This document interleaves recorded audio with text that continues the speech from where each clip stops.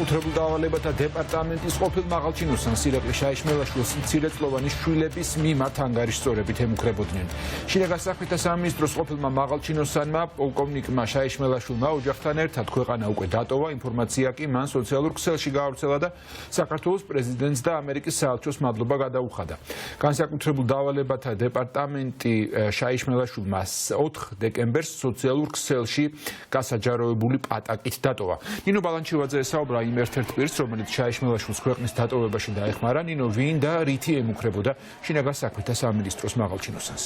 მას შემდგომ, რაც გედედეს ყოფილმა მაღალჩინოსანმა მიიღო გადაწყვეტილება თანამდებობის დატოვებასთან დაკავშირებით, მას მეორე დღესვე უკვე ემუქრებოდნენ ეგრეთ წოდებული ხელისუფლების წარმომადგენლები, მაღალჩინოსნები. ეს არის ინფორმაცია, რომელიც ჩვენ ცოტა ხნის წინ მოგვაწოდა გიორგი ჩიკვაიძემ, ბიზნესმენმა, რომელიც არის დაახლოებული ირაკლი შაიშმელაშვილთან. ის ამბობს, რომ მუქარები იყო უსაფრთხოებასთან დაკავშირებით, ოჯახის წევრებთან მიმართებით და კონკრეტული პირები მას ემუქრებოდნენ უსაფრთხოების ხელყოფით. ეს მუქარა მიმდინარეობდა მათ შორის შვილებთან დაკავშირებით, არასრულწლოვან შვილებთან დაკავშირებით, რის გამოც უკვე საბოლოო გადაწყვეტილების მიღება მოუწია ირაკლი შაიშმელაშვილს და მას შემდგომ, რაც უკვე დატოვა მან პოზიცია და თანამდებობა, ამის შემდგომ უკვე გუშინ ჩვენ ვნახეთ Facebook-ზე მისი პოსტი, მან დატოვა ქვეყანა და ის გაემგზავრა ოჯახთან ერთად ამერიკის შეერთებულ შტატებში.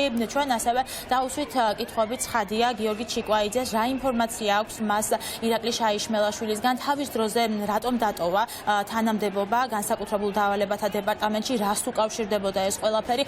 ის ამბობს, რომ მაშინ, როდესაც ჩვენ თბილისის ქუჩებში ვხედავდით ძალადობებს, იმ ყველაფერს თუ როგორ უსწორდებოდნენ, როგორ არბევდნენ მშვიდობიანი აქციების მონაწილეებს, ამის შემდგომ მიიღო კონკრეტული გადაწყვეტილება ირაკლი შაიშმელაშვილმა თანამდებობის დატოვებასთან დაკავშირებით და სწორედ ამას მოჰყვა შემდგომ ქართული ოცნების მხრიდან მუქარების სერია, ვინაიდან შაიშმელაშვილი იყო პირი, რომელიც მთავარი გადაწყვეტილების მიმღები იყო სისტემაში, მათ შორის ის გადაწყვეტილებებს იღებდა როგორც აქციებთან დაკავშირებით, ასევე აქციების დარბევასთან დაკავშირებით და ასევე მთავარი და მნიშვნელოვანი კითხვა იყო, უკავშირდება თუ არა ეს ყველაფერი სანქცირებას, მოსალოდნელ სანქცირებას, ვინაიდან თუ გავითვალისწინებთ უკვე ამერიკის შეერთებული შტატების მხრიდან მიღებულ უპრეცედენტო გადაწყვეტილებებს, რომლის მიხედვითაც მაგნიცკის სიაში მოხდა როგორც ზვიად ხარაზიშვილის მოადგილე, ასევე ვახტანგ გომელაური, სავარაუდოა და დიდი ალბათობით სწორედ ირაკლი შაიშმელაშვილიც იქნებოდა პირი, რომელიც მოხდებოდა სანქციების სიაში, თუმცა გიორგი ჩიკვაიძე ამბობს იმას, რომ ამ შემთხვევაში სანქციებთან დაკავშირებით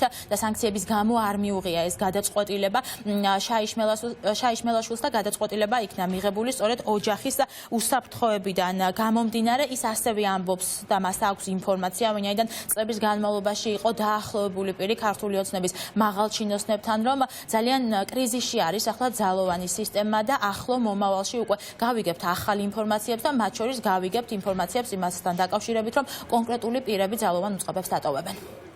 ემუქრებოდნენ შვილების, ასე ვთქვათ, უსაფრთხოებით და რა თქმა უნდა, ეხა ეს გახდა ამ ადამიანის ინდიკატორი, რომ რაღაცა დაეწყო კომუნიკაციები და მაქსიმალურად მისი ოჯახის უსაფრთხოება უზრუნველყო. მოხდა ჩვენი კომუნიკაცია, რადგან მე უკვე ამ რეჟიმის პირობებში 1 წელია დაახლოებით იგივე ეს გავდივარ, რასაც ყველა დასჯილია ამ ხელისუფლებიდან. და რა თქმა უნდა, იმ გამოცდილებით, რომელიც ჰქონდა მიღებული, მე გამოვიყენეთ პლუს ჩემი კონტაქტები, ეს იქნებოდა ამერიკის საელჩოში თუ საქართველოს გარეთ, რა დონის კომუნიკაცია ჩვენ შორის ყოფილა, მას არასდროს უხსენებია თუნდაც ღია საუბრებში, რომ მას ოდესმე ეშინოდა სანქციები. აქ იყო ლაპარაკი ღირსებაზე და რეალურად სამართალდამცავის მუნდირზე, რომელიც მან არ შეელახა. პირდაპირ გეტყვით, რომ განსაკუთრებით ძალოვანი უწყებები ფაქტიურად ჩამოშლის ზღვარზე არიან. გარდა ამისა, მათ აქვთ თუნდაც გედედეში სერიოზული ფინანსური პრობლემები, მათ ვალი აქვთ აი ამ დამრბევი ზონდერების სახელმწიფოს, რომელიც ჯერ არ უნდა ზღაურებიათ. უახლოეს დღეებში ძალიან ბევრი დეტალი გახდება ცნობილი საზოგადოებისთვის. ამ ეტაპზე მინდა შემოვიფარგლო მხოლოდ მადლობით. განსაკუთრებული მადლობა იმ უცხო ადამიანებს, რომლებმაც წარმოუდგენელი მხარდაჭერა და სიყვარული გამოხატეს. იმედი მაქვს, რომ მომეცემა შესაძლებლობა ეს პატივისცემა ღირსეულად გადავიხადო. მალე დაგიბრუნდებით.